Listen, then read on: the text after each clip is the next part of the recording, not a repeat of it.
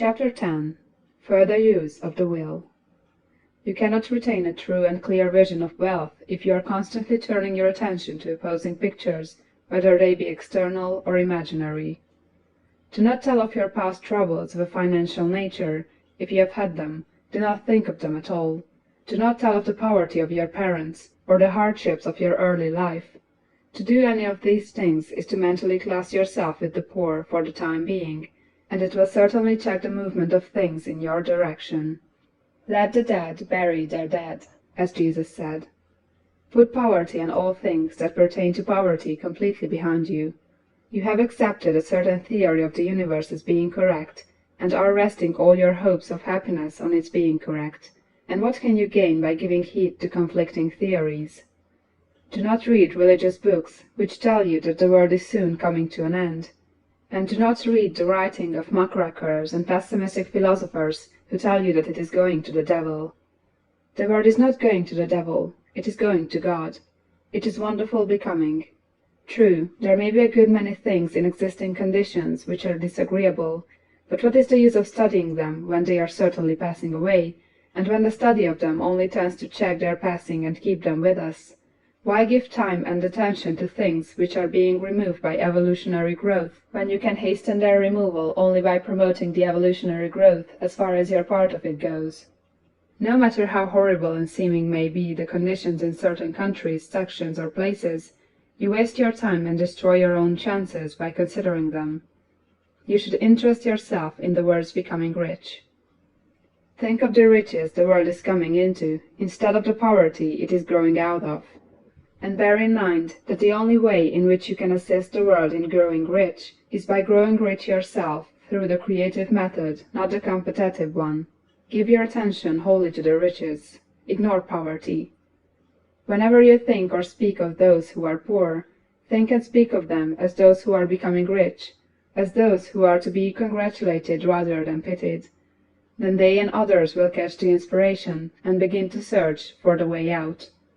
Because I say that you are to give your whole time and mind and thought to riches, it does not follow that you are to be sordid or mean. To become really rich is the noblest aim you can have in life, for it includes everything else. On the competitive plane, the struggle to get rich is a godless scramble for power over other men, but when we come into the creative mind, all this is changed. All that is possible in the way of greatness and soul unfoldment, of service and lofty endeavor, comes by way of getting rich. All is made possible by the use of things. If you lack for physical health, you will find that the attainment of it is conditional on your getting rich.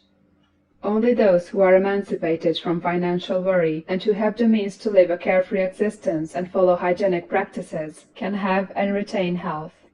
Moral and spiritual greatness is possible only to those who are above the competitive battle of existence, and only those who are becoming rich on the plane of creative thought are free from the degrading influences of competition. If your heart is set on domestic happiness, remember that love flourishes best where there is refinement, a high level of thought, and freedom from corrupting influences, and these are to be found only where riches are attained by the exercise of creative thought, without strife or rivalry. You can aim at nothing so great or noble, I repeat, as to become rich, and you must fix your attention upon your mental picture of riches, to the exclusion of all that may tend to dim or obscure the vision. You must learn to see the underlying truth in all things. You must see beneath all seemingly wrong conditions the great one life ever moving forward toward fuller expression and more complete happiness. It is the truth that there is no such thing as poverty, that there is only wealth. Some people remain in poverty because they are ignorant of the fact that there is wealth for them, and these can be best taught by showing them the way of affluence in your own person and practice. Others are poor because, while they feel that there is a way out, they are too intellectually indolent to put forth the mental effort necessary to find that way and by travel it, and for these the very best thing you can do is to arouse their desire by showing them the happiness that comes from being rightly rich. Others still are poor because, while they have some notion of science, they have become so swamped and lost in the maze of metaphysical and occult theories that they do not know which road to take. They try a mixture of many systems and fail in all. For these again the very best thing to do is to show the right way in your own person and practice. An ounce of doing things is worth a pound of theorizing. The very best thing you can do for the whole world is to make the most of yourself. You can serve God and man in no more effective way than by getting rich.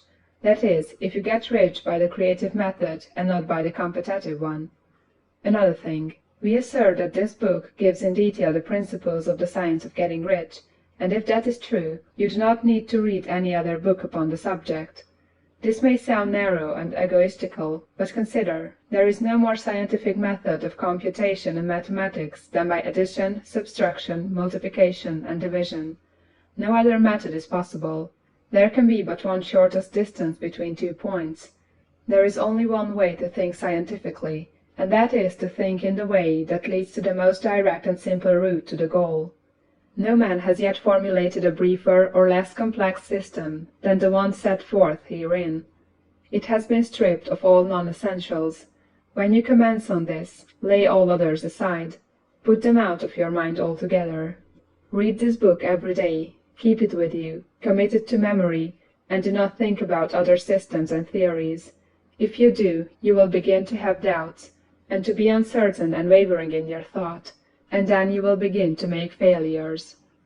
After you have made good and become rich, you may study other systems as much as you please, but until you are quite sure that you have gained what you want, do not read anything on this line but this book, unless it be the authors mentioned in the preface.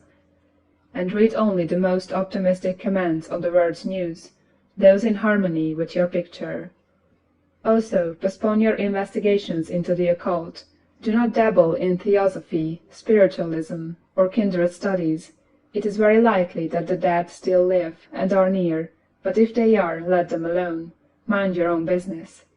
Wherever the spirits of the dead may be, they have their own work to do, and their own problems to solve, and we have no right to interfere with them. We cannot help them, and it is very doubtful whether they can help us, or whether we have any right to trespass upon their time if they can.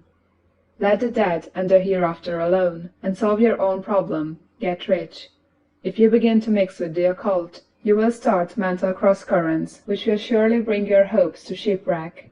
Now, this and the preceding chapters have brought us to the following statement of the basic facts. There is a thinking stuff from which all things are made, and which, in its original state, permeates, penetrates, and fills the interspaces of the universe. A thought in this substance produces the thing that is imaged by the thought. Man can form things in his thought, and, by impressing his thought upon formless substance, can cause the thing he thinks about to be created.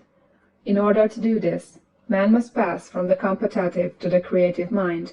He must form a clear mental picture of the things he wants, and hold this picture in his thoughts with the fixed purpose to get what he wants, and the unwavering faith that he does get what he wants, closing his mind against all that may tend to shake his purpose, dim his vision, or quench his faith. And in addition to all this, we shall now see that he must live and act in a certain way. End of chapter 10.